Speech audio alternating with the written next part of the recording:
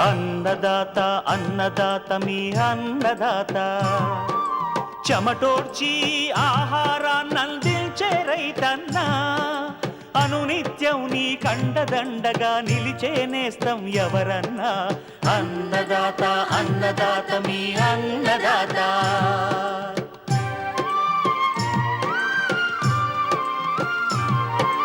నూతన రీతుల సాగుబడికి, నూరింతలు పెరిగే దిగుబడికి సూచనలిచ్చే సస్య రక్షణకు, పశు పోషణకి శాస్త్ర విజ్ఞానం అందించి ముందుకు నడిపే తెలుగు రైతు భారతదేశానికి మకుటం అయ్యేలా తీర్చిదిద్దే ఆశయంతో మిమ్ము మేలు కొలిపేది అన్నదాత. అన్నదాత అన్నదాత మీ అన్నదాత. అన్నదాత అన్నదాత మీ అన్నదాత. అన్నదాత ప్రేక్షకులకు నమస్కారం. ఈనాటి ముఖ్యాంశాలు: సముద్ర తీరపు పంట భూముల్లో ఉరక, చౌడు సమస్యలు, పునరుద్ధరణ చర్యలు. వేసవిలో లేత మామిడి, జీడి మామిడి తోటల సంరక్షణ. విత్తన నిల్వలో జాగ్రత్తలు.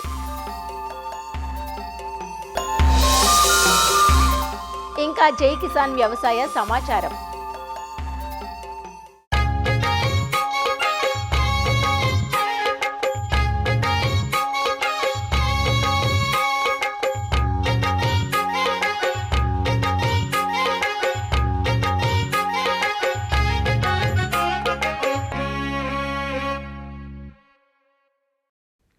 మనం సాగు చేసే భూములు పంటలకు ఎంత అనుకూలంగా ఉంటే దిగుబడులు అంత బాగుంటాయి. నేలలో ఉండే సహజ పోషకాలు లేదా మనం అందించే సేంద్రియ లేదా రసాయన ఎరువులు మొక్కకు చేరాలంటే ముందుగా ఆ నేల యొక్క భౌతిక, రసాయన లక్షణాలు బాగుండాలి.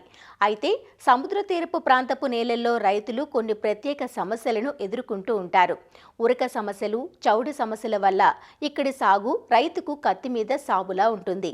ఈ భూముల్లో వేసవి కాలంలో తప్పనిసరిగా పునరుద్ధరణ చర్యలు చేపట్టాలంటూ వివరాలు తెలియజేస్తున్నారు ఆచార్య ఎన్జీ రంగా వ్యవసాయ విశ్వవిద్యాలయం మార్టేరు వరి పరిశోధనా స్థానం ప్రధాన శాస్త్రవేత్త డాక్టర్ శ్రీ హెచ్ శ్రీనివాస్. మనకి ఆంధ్రప్రదేశ్లో ఏంటంటే శివారు ప్రాంతం ఎక్కువగా ఉంటుంది కాబట్టి ఈ శివారు ప్రాంతంలో సముద్రం నీరు దగ్గరగా ఉండటం వల్ల దానివల్ల పక్కనున్న సముద్ర తీర ప్రాంతం ఉన్న నేలల్లో మనకేంటంటే ఎక్కువగా చౌడు సమస్య, ఉరక సమస్య ఎక్కువగా ఉంటాయన్నమాట. ఉరక సమస్య అంటే ఏంటంటే మనకి భూమి లోపల నీరు లోతు మనం 1 మీటర్ కంటే తక్కువగానే ఉంటుంది. సో ఈ ఉరక సమస్య అనేది ఎక్కువ నీరు పెట్టేస్తే ఎక్కువ దిగుబడి వస్తుంది అనే ఆశతో రైతులు ఎక్కువ నీరు పెడుతూ ఉంటారు. ఇలా పెట్టడం వల్ల ఏంటంటే మనకి మొక్క దుబ్బు చేయదు, వేర్లు సరిగ్గా పెరగవు, దానివల్ల మనకి తెలియకుండానే దిగుబడులు తగ్గుతూ ఉంటాయన్నమాట. అందుకనే రైతులు ఎక్కువగా నీరు పెట్టుకోకుండా తగిన మోతాదులో నీటి యాజమాన్యం చేసినట్లయితే పంట వేరు కూడా బాగా పెరిగి దుబ్బు చేసి అధిక దిగుబడులు సాధించడానికి కుదురుతుందండి. ఇక చౌడు సమస్య విషయానికి వస్తే అండి 2 రకాలుగా చెప్పుకోవచ్చు. ఒకటి పాల చౌడు, ఇంకొకటి ఏంటంటే కారు చౌడు. ఈ పాల చౌడు విషయానికి వస్తే దీంట్లో ఏంటంటే నేల యొక్క లవణ గాఢత ఈసీ అంటాం కదండి, ఈసీఈ వాల్యూస్ 4 కంటే ఎక్కువగా ఉంటాయన్నమాట. ఈ ఎండాకాలంలో నేలపైన తెల్లగా చౌడు పేరుకుపోతుంది అన్నమాట. సో అలాంటి నేల మనం ఈజీగానే గుర్తించవచ్చు. సో అలాంటి నేలలు ఏంటంటే మనకి నీరు పెట్టడం వల్లన్నా రావచ్చు, లేకపోతే శివారు ప్రాంతం కావటం వల్లన్నా కావచ్చు, లేకపోతే నేల లోపల మట్టి లోపల కూడా లవణాలు ఉండటం వల్ల అవి నేల పైకి వచ్చి అలా పొర కింద ఏర్పడటం వల్ల మనకి ఈ పాలచౌడు నేలలు ఏర్పడతాయండి. దీనికి ఏంటంటే మనకి లీచింగ్ ప్రక్రియ అనే చేస్తామండి. ఈ నేలల్ని మన ఎండాకాలం తర్వాత మనము పై పొరని పారతో చెక్కేసేసి మనము బయట పొలం నుంచి బయటకు తీసేయాలి. ఇలా చేయటం వల్ల కొద్దిగా లవణాలను మనం తీయటానికి కుదురుతుంది. అంతేకాకుండా మనకి తర్వాత వర్షాలు పడిన తర్వాత మంచి నీరు అందుబాటులో ఉన్నప్పుడు ఆ నీరుని మనము పొలంలో నిలకట్టుకుని మనం దమ్ము చేసుకుని 2 నుంచి 3 రోజుల తర్వాత మురుగుబోతుల ద్వారా బయటికి వదిలేసినట్లయితే మనకి లవణాలు తగ్గుతాయి అన్నమాట. ఇది ఎంత మోతాదులో తగ్గుతాయి అని అంటే, ఒక అడుగు నీరు ఒక పొలంలో పెట్టినట్లయితే దానికి ముందు ఉన్న ఈసీ సగానికి తగ్గుతుంది. అంటే మనకి నేలలో ఒక ఈసీ 20 డెసిసీమెన్స్ పర్ మీటర్ ఉందనుకోండి, దానికి ఒక అడుగు నీరు పెట్టినట్లయితే దాని యొక్క ఈసీ 20 నుంచి 10కి తగ్గుతుంది. అలా ఇంకొకసారి లీచింగ్ ప్రక్రియ చేయటం వల్ల ఆ 10 ఉన్నది ఇంకొక సగానికి 5 తగ్గుతుంది. ఇలా చూసుకుని ఆ ఈసీ 4 కంటే తక్కువ వచ్చేటట్టుగా చూసుకుని అలా పలుమార్లు లీచింగ్ ప్రక్రియ చేయటం ద్వారా నేలలో ఉన్న లవణాలని బయటికి పొరాలదొరవచ్చు అన్నమాట. అంతేకాకుండా ఏంటంటే ఈ నేలలో ఎరువుల యాజమాన్య విషయానికి వస్తే దీంట్లో క్లోరైడ్ అనేది ఎక్కువగా ఉంటుంది కాబట్టి మ్యూరేట్ ఆఫ్ పొటాష్ ఎక్కువగా వాడకూడదు. దాని బదులుగా సల్ఫేట్ ఆఫ్ పొటాష్ వాడుకోవచ్చు. ఇక నత్రజని భాస్వరం ఎరువులు మామూలుగానే వేసుకోవచ్చు. పాలచౌడు నేలలో జిప్సం ఎట్టి పరిస్థితుల్లోనూ వాడకూడదు. అలా వాడినట్లయితే చౌడు తగ్గేది బదులుగా పెరిగిపోతుంది. బట్ కానీ ఈ నేలలో పండించేటప్పుడు చౌడును తట్టుకునే రకాలు పంటలు కానీ వాటి రకాలను కానీ ఎంచుకుని చేసుకున్నట్లయితే మనకి ఈ చౌడు నుంచి ఈజీగానే విముక్తి పొందొచ్చు. ఇలా కాకుండా ఇంకొక ఉన్న సమస్య ఏంటంటే కారు చౌడు సమస్య. ఇది ఎలా ఉంటుంది అంటే మన నేల నల్లగానే ఉంటుంది. ఈ నేలలో ఏంటంటే ఎండాకాలం ఎండుతున్నప్పుడు పై పొర ఎండిపోయినట్టు కనిపిస్తుంది. ఈ నేలలో సేంద్రీయ పదార్థం కరిగిపోవటం వల్ల పైకి సన్నని పొర మాదిరిగా భూమి పైన ఏర్పడుతుందండి. అలా ఉండటం వల్ల నేల యొక్క భౌతిక స్థితి మొత్తం దెబ్బతింటుంది. ఇలాంటి నేలలు ఎండినప్పుడు ఏమవుతాయంటే చాలా గట్టిగా మారిపోతాయి. సో ఇలాంటి సమస్య ఉన్నప్పుడు దాని యొక్క నేలను టెస్ట్ చేసుకుని దానికి కారు సమస్య ఉందా లేదా నిర్ధారించుకోవాలి. కారు సమస్య ఉన్నప్పుడైతే మనము నేలలో మనకి జిప్సం వేసుకోవాలండి. అది కూడా ఎప్పుడు వాడాలి అంటే చాలామంది రైతులు తెలియక పంట నాటిన తర్వాత కూడా జిప్సం పైపాటిగా వేస్తున్నారు. ఎట్టి పరిస్థితుల్లోనూ అలా చేయకూడదు. మనం జిప్సం వేయాలి అంటే తప్పనిసరిగా ఎండాకాలంలో మొత్తం పొలాన్ని బాగా దున్నిన తర్వాత పరీక్షా ఫలితాల ఆధారంగా నిర్ధారించుకుని మనం దాని మోతాదులోనే జిప్సం వేసుకోవాలి. జిప్సం నీటిలో చాలా తక్కువగా కరుగుతుంది కాబట్టి ఆ నేల మొత్తంగా జిప్సాన్ని మట్టితో కలిపి 10 నుంచి 15 సెంటీమీటర్ల నీరు నిలకట్టి మనము 2 రోజుల తర్వాత ఆ తేలిన నీటిని బయటికి మురుగుబోదుల ద్వారా బయటికి తీసేయాలన్నమాట. ఇలా ఎన్నిసార్లు చేస్తే వేసిన జిప్సం యొక్క ఫలితం అంత బాగా ఉంటుంది.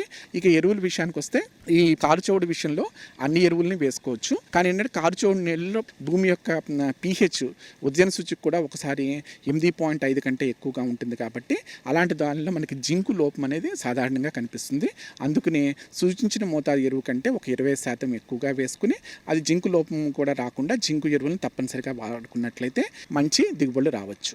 ఇక ఏంటంటే మిగిలినది ఇంకొక రకం ఏంటంటే కారు సమస్య, పాల సమస్య రెండూ కలిపి ఉన్న నేలలు ఉంటాయి. ఇలాంటి భూముల యాజమాన్యానికి వస్తే ఫస్ట్ పాల సమస్యను తొలగించి అంటే మనము లీచింగ్ ప్రక్రియ ద్వారా లవణాలను తీసేసి ఆ తర్వాత జిప్సం వేసుకుని కారుచౌడులకి చేసిన యాజమాన్యం చేసినట్లయితే అప్పుడు ఈ నేలల్ని మనము తిరిగి పునరుద్ధరించుకోవచ్చు. సో ఈ సమస్యాత్మక భూములు ఉన్నప్పుడు ఆ సమస్యని తట్టుకునే రకాల పంటలను కానీ వాటి వంగడాలను కానీ ఎంపిక చేసుకుని వాటిని సమగ్రంగా యాజమాన్యం చేసుకుంటం ద్వారా మనము ఈ సమస్యాత్మక భూములలో కూడా నాణ్యమైన అధిక దిగుబడులు సాధించడానికి వీలుంటుంది.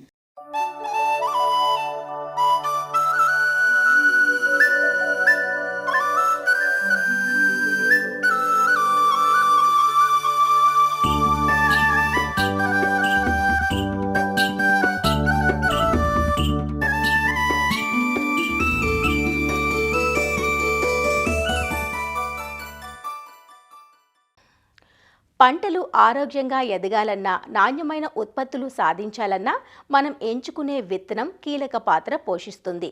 సాధారణంగా రైతులు పరిశోధనా స్థానాల నుంచి కానీ ప్రభుత్వం లేదా ప్రైవేటు సంస్థల నుంచి విత్తనాలు కొనుగోలు చేస్తూ ఉంటారు. సొంతంగానూ విత్తనం పండించుకుంటూ ఉంటారు. అయితే విత్తనాలను నిల్వ చేసుకునే క్రమంలో రైతులు తగిన జాగ్రత్తలు తీసుకోకపోతే వాటికి చీడపీడలు సోకి నష్టపోయే ప్రమాదం ఉంది. గింజ రంగు మారటం, బూజు పట్టడం, గింజలు ఉండలు కట్టి ఉండటం మొదలైన లక్షణాలు నిల్వ ఉంచిన విత్తనాల్లో ఉన్నాయా లేదా అని గమనించుకోవాలి. విత్తనాలను నిల్వ ఉంచుకోవడానికి కొత్త సంచులతో పాటు బాగా ఎండిన విత్తనాలనే నిల్వ ఉంచుకోవడానికి వాడుకోవాలి. మరి విత్తన నిల్వలో ఎలాంటి అంశాలను దృష్టిలో ఉంచుకోవాలో సూచిస్తున్నారు ప్రొఫెసర్ జయశంకర్, తెలంగాణ రాష్ట్ర వ్యవసాయ విశ్వవిద్యాలయం వరంగల్ ప్రాంతీయ వ్యవసాయ పరిశోధన కేంద్రం శాస్త్రవేత్త నీలిమ. రైతులు పంటల కోతనంతరం ధాన్యాన్ని విత్తనాల కొరకు లేదంటే మార్కెట్లో సరైన ధర లేకపోవడం వల్ల నిల్వ చేసుకునే ప్రయత్నం చేస్తుంటారు. ఈ నిల్వ చేసుకునే సమయంలో అనేక రకాల చీడపీడలు కానీ, శిలీంధ్రాలు కానీ విత్తనాన్ని ఆశించి నష్టం కలుగజేసే అవకాశం ఉంది కాబట్టి రైతులు తప్పనిసరిగా విత్తన నిల్వలో కొన్ని జాగ్రత్తలు చేపట్టవలసి ఉంటుంది. విత్తనాన్ని నిల్వలో ఆశించే శిలీంధ్రాల విషయానికి వస్తే ఉదాహరణకు ఆస్పర్జిల్లస్ కానీ, పెన్సిలియం కానీ ఇలాంటివి నిల్వలో ఆశించి విత్తనానికి నష్టం కలుగజేస్తాయి. ఆ విత్తనం చూసినట్లయితే కొంచెం గింజ యొక్క రంగు మారడం, ఉండలు కట్టి ఉండడం, అలాగే కొంచెం ముక్కి వాసన రావడం ఇలాంటివి రైతులు గమనించినట్లయితే తప్పనిసరిగా నివారణ చర్యలు అనేది తీసుకోవాల్సి ఉంటుంది. ఈ నివారణ చర్యలో భాగంగా మొదటగా విత్తనాన్ని బాగా ఎండలో ఆరబెట్టాల్సి ఉంటుంది. కొన్ని పంటలకు నిర్దేశించిన తేమ శాతం వచ్చే వరకు ఎండలో బాగా ఆరనివ్వాలి. ఉదాహరణకు చూసుకున్నట్లయితే వరిలో 12-13%, నూనె గింజల పంటలకైతే 7-8%, అలాగే అపరాల పంటలు చూసుకున్నట్టయితే 8-10% తేమ ఉండే విధంగా ఎండలో బాగా ఆరనివ్వాలి. అదేవిధంగా నూర్పిడి సమయంలో కూడా గింజలపైన పగుళ్ళు రావడం, అలాగే గింజలు విరిగిపోవడం, తేమ కూడా అధికంగా ఉండడం వల్ల ఇలాంటి విత్తనాన్ని నిల్వ చేసుకునే ప్రయత్నం చేస్తే మాత్రం శిలీంధ్రాలు త్వరగా వాటిని ఆశించి నష్టం కలుగజేసే అవకాశం ఉంటుంది.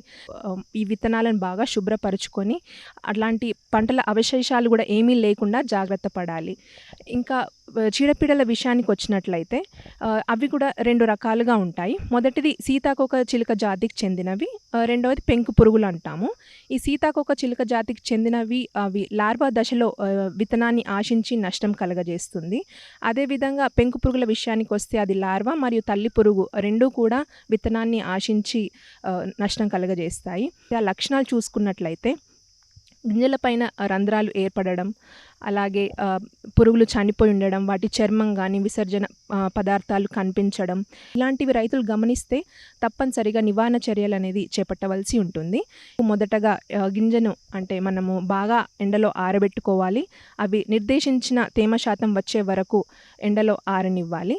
అదేవిధంగా నిల్వ చేసుకోవడానికి కొత్త సంచులను మాత్రమే ఉపయోగించుకోవాలి. ఒకవేళ పాత సంచులు ఉపయోగించుకోవాల్సిన అవసరం వస్తే గనక వాటిని మాలిథియన్ అనే ద్రవణంతో శుభ్రపరచుకున్నాకనే ఉపయోగించుకునే ప్రయత్నం చేయాలి. అంతేకాకుండా నిల్వకు ముందు కూడా కొంచెం వేప నూనె 2-5 ml 1 కిలో విత్తనానికి పట్టించి నిల్వ చేసుకునే ప్రయత్నం చేయాలి.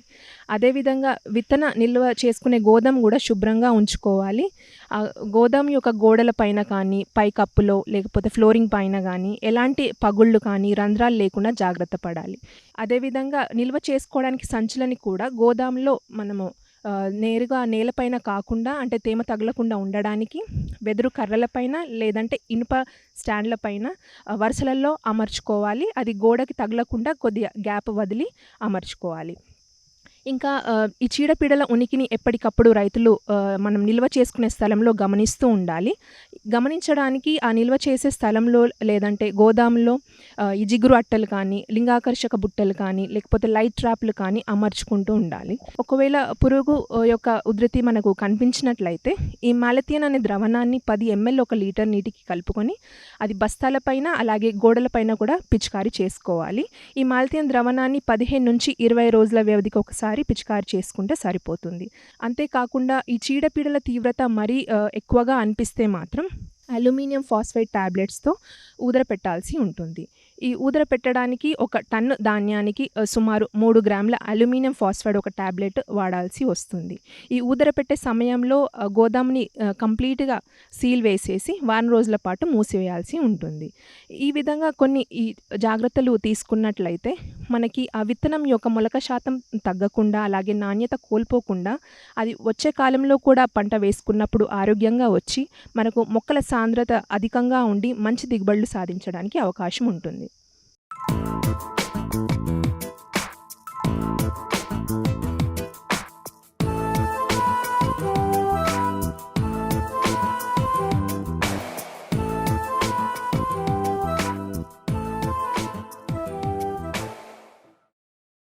రోజురోజుకు పెరుగుతున్న ఎండలు ఇటు మానవాళికి అటు వ్యవసాయానికి తీవ్ర ఇబ్బందులను కలుగజేస్తున్నాయి. ఈ కాలంలో పెరిగే ఉష్ణోగ్రతలు, వడగాల్పులు, సాగునీటి కొరత వంటివి లేత తోటలపై ఎక్కువ ప్రభావాన్ని చూపుతాయి. సక్రమంగా నీరందక లేత తోటలు ఎండిపోయి చనిపోయే ప్రమాదం లేకపోలేదు. వేగంగా వీచే వడగాల్పులకు మొక్కలు వంగిపోవడం, అంతేకాక చెదలు, రసం పీల్చే పురుగుల సమస్యలు తీవ్రమవుతాయి. వీటన్నింటినీ దృష్టిలో ఉంచుకొని లేత తోటలను కాపాడుకోవాలి. వేసవిలో లేత మామిడి, చీడి మామిడి తోటల్లో చేపట్టాల్సిన సంరక్షణ చర్యల గురించి ఆచార్య ఎన్జీ రంగా వ్యవసాయ విశ్వవిద్యాలయం ఆముదాల వలస కృషి విజ్ఞాన కేంద్రం సేద్య విభాగం శాస్త్రవేత్త డాక్టర్ కిరణ్ కుమార్ ఇలా తెలియజేస్తున్నారు. రైతు సోదరులు అందరూ కూడా మనకి ఈ ఉద్యానవన పంటల్లో ప్రధానంగా ఈ జీడి మామిడి కానీ అలాగే మామిడి పంటల్ని ఎక్కువగా సాగు చేస్తున్నారు. 1 నుంచి 3 సంవత్సరాల లోపు ఉన్నటువంటి ఈ లేత తోటలన్నింటినీ కూడా ప్రత్యేకించి ఈ వేసవి కాలంలో సంరక్షించాల్సిన బాధ్యత అంతేనా ఉంటుంది. తేమను సంరక్షించే పద్ధతులు మనం ముఖ్యంగా గమనించినట్టయితే మామిడిలో కానీ లేదా జీడి మామిడిలో కానీ ఏవైతే మొక్కల తాలూకు పాదులు ఉంటాయో, పాదుల నుంచి మనకి తేమ అనేది ఆవిరి కాకుండా ఉండడానికి మనకి తోటల్లో లభించినటువంటి ఈ ఆకులు కానీ, అంటే పడిపోయిన ఎండిపోయిన ఆకులు కానీ, లేదా వరి గడ్డి కానీ, మొక్కజొన్న బెండులు కానీ, లేదనుకుంటే పెసరా మినుము కోత అయిపోయిన తర్వాత ఈ వచ్చినటువంటి బొత్తు కానీ ఏవైనా ఉంటుందో అవన్నీ కూడా ఈ మొక్కల తాలూకు పాదుల్లో వేసి మనం నీరు పెట్టుకున్నట్టయితే ఏమవుతుందనంటే ఈ తేమను మనం సంరక్షించవచ్చు. అలాగే ఈ ఉష్ణోగ్రతలు అనేవి తగ్గడం వలన ఈ వేరు వ్యవస్థ అనేది చాలా చక్కగా పెరగడానికి ఆస్కారం ఉంటుంది. ఏవైతే మనకి వ్యవసాయ వ్యర్థాలు మనం వేస్తామో దానివలన మనకి మొక్కలకి సేంద్రియ పదార్థం కూడా అందుతుంది. కాబట్టి మనకి అన్ని విధాల ఈ సేంద్రియ పదార్థం మనకి అందడం వలన మొక్క తాలూకు ఆరోగ్యం కూడా బాగుంటుంది. మనకి ఈ వేసవి కాలంలో నీరు ఎక్కువగా మనకు కావాల్సి ఉంటుంది. కాబట్టి నీటిని మనము పారుదల పద్ధతిలో మనం ఇచ్చినట్టయితే 4 రోజులకు ఒకసారైనా నీరు ఇవ్వాల్సి ఉంటుంది. అలాగే డ్రిప్ పద్ధతిలో మనం ఇచ్చినట్టయితే ప్రతి 3 రోజులకు ఒకసారి కూడా నీరుని మనం పెట్టుకున్నట్టయితే ఈ వేసవి కాలంలో ఉన్నటువంటి ఉష్ణోగ్రత వల్ల పంటలు అనేవి నష్టపోకుండా మనం మొక్క తోటల్లో మెయిన్గా కూడా అరికట్టవచ్చు అనమాట. మొక్క తాలూకు పాదులు ఉంటాయో వాటిలో మనం కొండను తీసుకొని కొండ అడుగు భాగాన ఒక చిన్న రంధ్రాన్ని పెట్టి మొక్కకి 8 నుంచి 10 ఇంచీల దూరంలో మనకు గొంతను తీసి దాంట్లో కొండని మనం కప్పపెట్టి అందులో నీళ్లు పోసి ఆ కొండ మీద మనం మూత పెట్టినట్టయితే ఏమవుతుందంటే ఆ కొండలో ఉన్నటువంటి నీరు అనేది మొక్క తాలూకు వేరు వ్యవస్థ దగ్గరే ఈ చుక్క అందడం వల్ల ఏమవుతుందంటే మనం తేమను చాలా చక్కగా సంరక్షించిన వాళ్ళం అవుతాం. కాబట్టి మనకి మొక్క అనేది చాలా ఆరోగ్యవంతంగా పెరగడానికి చాలా ఆస్కారం అనేది ఉంటుందన్నమాట. అలాగే ఈ తేలికపాటి నేలల్లోనూ ఈ వేసవి కాలంలో బెట్ట పరిస్థితులు వచ్చినప్పుడు ఈ చెదలనేవి పంటను ఎక్కువగా ఆశించి మొక్క అంతటిని కూడా తినేయడం, అలాగే వేరు వ్యవస్థ నష్టపరచడం కూడా జరుగుతుంది. కాబట్టి మొక్క చనిపోయే ఆస్కారం ఉంటుంది. కనుక ఈ చెదలను నివారించడానికి మొక్క తాలూకు పాదుల్లో మెథైల్ పరాథియన్ డస్ట్ అంటాము, లేదనుకుంటే ఈ క్లోరిఫైరిఫాస్ డస్ట్ అనేది కూడా మనకి మార్కెట్లో దొరుకుతూ ఉంటుంది. ఇది మనకి మొక్కకి 50 నుంచి 100 గ్రాముల వరకు కూడా వేసి మనం నీరు పెట్టుకున్నట్టయితే ఆ రసాయనం అనేది నేల లోపలికి దిగడం వలన ఆ చెదలు అనేవి కూడా మనకి చనిపోవడం జరుగుతుందన్నమాట. అలాగే ఏవైతే మనకి అడపాదడప పడినటువంటి వేసవి వర్షాలకి మనం ఏం చేస్తామంటే నేలని చక్కగా దున్నుకున్నట్టయితే ఈ కలుపు సమస్య కూడా మనకు ఉండకుండా జరుగుతుంది. వాటితో పాటు ఏవైతే నష్టాన్ని కలిగించినటువంటి చీడపీడలు ఉన్నాయో అవన్నీ కూడా ఈ బహిర్గతం అవడం వలన ఉష్ణోగ్రతకి అవి చనిపోవడం జరుగుతుంది. వాటితో పాటు మనకి తొలకరి వర్షాలు పడగానే వరుసల మధ్యలో ఉన్నటువంటి స్థలాన్ని మనం సద్వినియోగం చేసుకోవడానికి ఈ పచ్చిరొట్ట పైర్లు మనం సాగు చేసుకున్నట్టయితే అంటే జీలుగుని కానీ లేదా ఈ కట్టి జనుమును కానీ మనం వేసుకోవచ్చు అనమాట. జీలుగు అయితే మనకు 10 నుంచి 12 కిలోల విత్తనం అవసరం అవుతుంది. అలాగే జనుము కనుక అయినట్టయితే 12 నుంచి 15 కిలోల విత్తనం అనేది మనకు అవసరం అవుతుంది అనమాట. వాటిని వేసి మనం ఒక 40 రోజుల తర్వాత వాటి మన నేల మీద కలిగి దున్నుకున్నట్టయితే నేలలో సేంద్రియ పదార్థం అనేది యాడ్ అవుతుంది. వాటితో పాటుగానే మనకి ఇవి ఈ బయోలాజికల్ నైట్రోజన్ ఫిక్సేషన్ అంటాం, అంటే నత్రజనిని స్థిరీకరణ చేయడం వలన దీనివల్ల ఏమవుతుందంటే నేలలో నత్రజని శాతం పెరిగి అవి దిగుబడుల మీద మనకి ఎంతగానో మంచి ఫలితాలు అనేవి మనం సాధించవచ్చు అనమాట. అలాగే ఈ వేసవి కాలంలో ఎండ తీవ్రత ఎక్కువగా ఉంటుంది. అలాగే గాలుల తాలూకు ప్రభావం కూడా చాలా ఎక్కువగా ఉంటుంది. 3 సంవత్సరాల లోపు ఉన్నటువంటి చిన్న మొక్కలన్నీ కూడా మొదల దగ్గరికి విరిగిపోవడానికి అవకాశం ఉంటుందన్నమాట.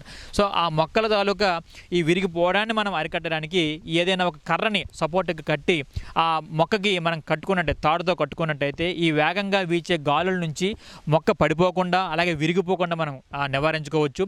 మే మాసాల్లో వచ్చినటువంటి వడగాలుల నుంచి ఈ చిన్న మొక్క తోటలను మనం కాపాడుకోవడానికి ఈ మనం ఆ మొక్కకి అడ్డుగా మనకి తాటి కమ్మలను కానీ లేదా కొబ్బరి కమ్మలను కానీ కొంచెం అడ్డుగా పెట్టుకున్నట్టయితే ఆ వడగాలుల తాలూకు తీవ్రత అనేది ఈ లేత మొక్కల మీద ఉండకపోవడం జరుగుతుంది అనమాట. వీటితో పాటుగా మనకి వేసవి కాలంలోనే నీరు మనం ఇవ్వలేని పరిస్థితుల్లో పోషకాలను కూడా మనం ఇవ్వడానికి ఎక్కువ ఆస్కారం ఉంటుందన్నమాట. దాంట్లో ముఖ్యంగా కూడా ఈ 319 అనేది లీటర్ నీటికి 5 గ్రాములు కూడా కలిపి మనం పిచికారీ చేసుకున్నట్టయితే, లేదనుకుంటే 13045 అంటే మల్టీకే అంటాము, దీన్ని కూడా ఒక లీటర్ నీటికి 5 గ్రాములు మనం కలిపి మనం పిచికారీ చేసినా కూడా పోషకాలతో పాటు నీటిని కూడా మనం చక్కగా మొక్కలకి అందించిన వాళ్ళం అవుతాం. వీటితో పాటుగానే మనకి ఏదైతే ఈ జీడి మామిడిలో కానీ లేదనుకుంటే మామిడిలో కానీ ఈ వేసవి కాలంలో బెట్ట పరిస్థితులు వచ్చినప్పుడు ఈ రసం పీల్చే పురుగుల తాలూకు ఉధృతి కూడా ఎక్కువగా అవుతూ ఉంటుందన్నమాట. ఈ రసం పీల్చే పురుగుల ఉధృతిలో ప్రధానమైనది ఈ తేనె మంచు పురుగు. ఈ తేనె మంచు పురుగు కూడా ఎక్కువగా మనకు ఆశించి నష్టపరుస్తుంది. కాబట్టి వాటిని మనం నివారించాలంటే ఇమిడాక్లోపిడ్ అనే మందుని 0.4 మిల్లీలీటర్లు 1 లీటర్ నీటి కలిపి పిచికారీ చేయొచ్చు. లేదా ఎస్టామిప్రిడ్ అనే మందుని 0.2 గ్రాములు 1 లీటర్ నీటి కలిపి పిచికారీ చేస్తే ఈ రసం పీల్చే పురుగుల తాలూకు ఉధృతిని కూడా మనం తగ్గించుకోవచ్చు అనమాట. రైతు సోదరులు ఈ వేసవి కాలంలో 4 సంవత్సరాల లోపు ఉన్నటువంటి ఈ మొక్క తోటలన్నింటిలో కూడా ఈ సంరక్షణ పద్ధతులు పాటించినట్టయితే 4 సంవత్సరాల తర్వాత నుంచి కూడా మంచి దిగుబడి రావడానికి ఆస్కారం ఉంటుంది.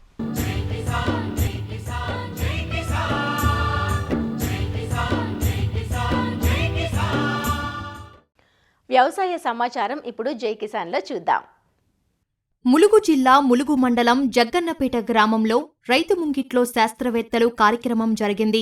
మే నెల 5 నుంచి జూన్ 13 వరకు 6 వారాల పాటు తెలంగాణ రాష్ట్రంలోని అన్ని జిల్లాలలో ఈ కార్యక్రమం జరగనున్నట్లు అధికారులు చెబుతున్నారు. ములుగులో జరిగిన ఈ కార్యక్రమానికి ప్రొఫెసర్ జయశంకర్, తెలంగాణ రాష్ట్ర వ్యవసాయ విశ్వవిద్యాలయం వైస్ ఛాన్సలర్ డాక్టర్ అల్దాస్ జానయ్యతో పాటు శాస్త్రవేత్తలు, విద్యార్థులు, చుట్టుపక్కల గ్రామాల రైతులు అధిక సంఖ్యలో హాజరయ్యారు. ప్రొఫెసర్ జయశంకర్ తెలంగాణ వ్యవసాయ విశ్వవిద్యాలయము సారథ్యంలో నడుస్తున్న రైతు ముంగిట్లో శాస్త్రవేత్తలు అనే కార్యక్రమాన్ని ములుగు జిల్లాలోని ములుగు మండలం జగ్గన్నపేటలో ఈ కార్యక్రమాన్ని చేపట్టాం. 2 శాస్త్రవేత్తలు, 2 విద్యార్థులు, వ్యవసాయ శాఖ అధికారులు, హార్టికల్చర్ డిపార్ట్మెంట్ అధికారులతో పాటు దాదాపుగా గ్రామంలో ఉండే రిటైర్డ్ అండ్ సర్వింగ్ టీచర్లు, విద్యార్థులు, రైతు సోదరులు, సోదరీమణులు అందరూ ఈ కార్యక్రమంలో పాల్గొన్నారు. దీని యొక్క ముఖ్య ఉద్దేశం ఏమిటంటే ఈ నెల 5వ తారీఖు నాడు ఈ కార్యక్రమాన్ని ప్రారంభించాం. ఈ కార్యక్రమం 6 వారాలు తెలంగాణలోని అన్ని జిల్లాల్లో నడుస్తున్నది. ప్రతి వారం 200 గ్రామాల లెక్కన మొత్తం 1200 గ్రామాలలో ఈ సదస్సులు నిర్వహిస్తూ రైతులలో అవగాహనని పెంచుతున్నాం. ఒక ముఖ్యమైన 6 అంశాల మీద. ఒకటి, అవసరాన్ని మించి యూరియా ఎక్కువ వాడుతున్న నేపథ్యంలో యూరియాను తగ్గించాలి. రెండవది, రసాయనిక పురుగు మందులు అవసరాన్ని మించి ఎక్కువ వాడుతున్నారు. దాని యొక్క దుష్ఫలితాలు వాతావరణం మీద, మన యొక్క రైతాంగం ఆరోగ్యం మీద, ప్లస్ అధికంగా ఖర్చు, సో ఎన్నో దుష్ఫలితాలు ఉన్నాయి. వాటి మీద అవగాహన. మూడవది, ఏదైనా రైతులు విత్తనాలు కానీ, పురుగు మందులు కానీ, ఎరువులు కానీ కొన్నప్పుడు రిసీట్స్ తీసుకుంటారు, ఒక్కోసారి తీసుకోరు. తీసుకున్న రిసీట్లు కూడా పెద్దగా భద్రపరచరు. ఎప్పుడైనా కష్టకాలంలో ఉన్నప్పుడు ఈ నష్టపరిహారాన్ని మనం ఆయా కంపెనీల నుండి మనం రాబట్టాలంటే ప్రధానంగా అడిగేది రిసీటు. కాబట్టి దాని యొక్క భద్రపరచడం వాళ్ళకు ప్రాముఖ్యత ఏమిటి, అదేవిధంగా వ్యవసాయంలో కూడా నీటిని ఎలా ఆదా చేయాలనే దాని మీద మరొక అంశం మీద అవగాహన. పంట మార్పిడిలో లాభాలు ఏమిటి అనే అంశం మరొకటి. ఇంకొకటి లాస్ట్గా ఏంటంటే వాతావరణంలో వస్తున్న మార్పులకు చెట్లు లేకపోవడం గణనీయంగా తగ్గుతున్నది. సరాసరిగా ప్రపంచం యొక్క స్టాండర్డ్ ఏంటంటే ఒక వ్యక్తికి 100 చెట్లు ఉండాలి. వాతావరణానికి, మానవాళికి సమతుల్యత ఉండాలి అంటే, ఒక మంచి లైఫ్ స్టైల్ ఉండాలంటే ఒక్క వ్యక్తికి 100 చెట్లు ఉండాలి. కానీ మొత్తం భారతదేశంలో సరాసరిగా 28 చెట్లు మాత్రమే ఉన్నాయి. తెలంగాణలో కూడా అవి 24 ఉన్నాయి. సో కాబట్టి చెట్లను పెంచాలి. దానివల్ల మన యొక్క వాతావరణం, మానవాళి యొక్క సమతుల్యతతో పాటు ఒక చక్కటి ఫ్యూచర్ని మనం వచ్చే జనరేషన్కి ఇవ్వగలుగుతామనేది దాని మీద మరొక అవగాహన. ఇలాంటి 6 అంశాల మీద అవగాహన కార్యక్రమాన్ని చేపట్టాం. ఈ కార్యక్రమానికి జగ్గన్నపేట గ్రామం పరిధిలోని పత్తిపల్లి, చిన్నగుంటూరుపల్లి, దేవగిరిపట్నం గ్రామ రైతులు సదస్సులో పాల్గొని తమ సందేహాలు నివృత్తి చేసుకున్నారు. శాస్త్రవేత్తలు వీళ్ళందరూ వచ్చి మా వ్యవసాయం గురించి మాట్లాడారు. అది మాకు చాలా వరకు ఉపయోగం ఉందని అనుకుంటున్నాము. అందులో ముఖ్యంగా ఎరువుల గురించి మాట్లాడారు. యూరియా చాలా తక్కువ వాడాలి అన్నారు. రైతులకి ఎక్కువ ఖర్చు అవుతుంది, అందువల్ల భూమి లాస్ అవుతుందని అట్లా చెప్పారు. అది చాలా వరకు ఉపయోగం అని అనుకుంటున్నాము. మాకు ఇది చెప్పడం వల్ల సేంద్రియ ఎరువులు ఎక్కువ వాడి వ్యవసాయం చేయాలి అని అనుకుంటున్నాము. ఇక్కడికి వచ్చిన రైతు సోదరులందరికీ కూడా బ్రెడ్ సంస్థ మరియు హెచ్ఎస్బిసి ఆధ్వర్యంలో మేము కొన్ని అగ్రికల్చర్ ఇన్పుట్స్ అనేవి పంచిపెట్టడం జరిగింది. అందులో భాగంగా జీవన ఎరువులు, వెర్మీ కంపోస్ట్, విత్తనాలు మరియు బ్యాగులు మన రైతులకి అందించడం జరిగింది. ఇందులో ముఖ్యంగా జీవన ఎరువులు అనేది ఎందుకు ఇచ్చాము అని అంటే, భూమి యొక్క సారవంతం అనేది తగ్గిపోతుంది కాబట్టి జీవన ఎరువులు ఈ ఫిప్సోల్ అనే కంపెనీ ద్వారా మేము తేవడం జరిగింది. అది జెల్ రూపంలో ఉంటుంది. ఇది ఖచ్చితంగా ఆర్గానిక్ కల్టివేషన్లోకి వస్తుంది. దీనివల్ల రైతులు అనేది బెనిఫిట్ చెందుతారు. రైతు ముంగిట్లో శాస్త్రవేత్తలు కార్యక్రమం ఏర్పాటుతో క్షేత్రస్థాయిలో రైతులు ఎదుర్కొంటోన్న ప్రధాన సమస్యలకు శాస్త్రవేత్తల నుంచి సమాధానాలు అందుతాయంటూ నిపుణులు చెబుతున్నారు. మరిన్ని విభిన్న అంశాలతో రేపటి అన్నదాతలో మళ్ళీ కలుసుకుందాం. నమస్కారం. అన్నదాతలు తమ సందేహాలు సమస్యలను 1800-425-4085 టోల్ ఫ్రీ నెంబర్లో ఉదయం 10 గంటల నుంచి 11 గంటల మధ్య పని దినాలలో సంప్రదించగలరు. ఈ కార్యక్రమాన్ని యూట్యూబ్లో www.youtube.com/annadaata ETV లింక్ ద్వారా వీక్షించవచ్చు.